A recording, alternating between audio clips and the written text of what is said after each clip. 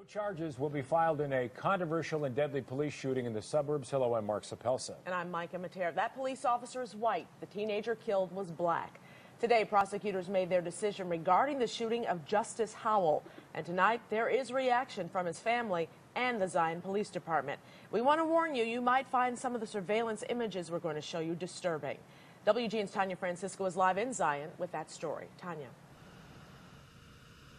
Micah and Mark, as you can imagine, the family of Justus Howell is not happy with the Lake County State's Attorney's decision today. But during his press conference, we learned several key pieces of evidence, namely the name of the officer involved in the shooting. His name is Eric Hill. He is a veteran police officer who had an encounter with Justus Howell 2 to 3 weeks before the deadly shooting. He acted as a juvenile advocate in another criminal matter.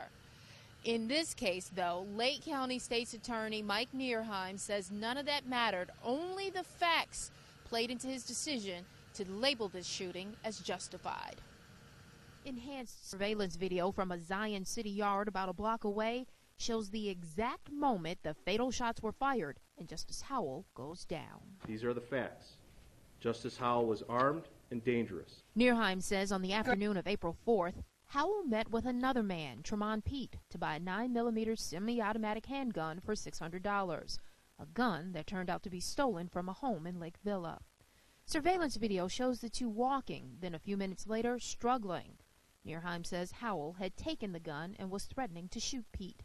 A neighbor comes out of his home, sees the struggle, reportedly hears the gun go off during the struggle, and runs to call police. The video then shows Howell running off, police say with the gun, and then later Officer Hill chasing him. Officer Hill observed Howell lean forward and turn slightly toward him with the handgun in his right hand. At this point, Officer Hill was positioned behind and to the left of Howell.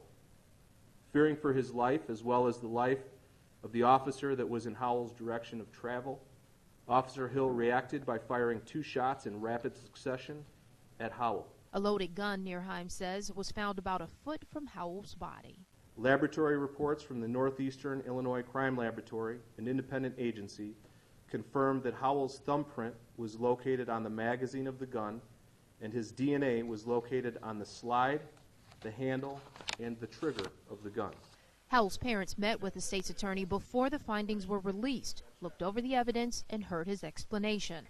But his mother is still not convinced. This will never be justified in our eyes until the proper ruling is set. My son will be avenged. This is not the end. Justice for justice. The family of Justus Howell is now meeting with an attorney to pursue other legal avenues in its quest to get justice for Justus. Meanwhile, Officer Hill, he remains on administrative leave, but the police chief tells us he is expected to return to full duty soon.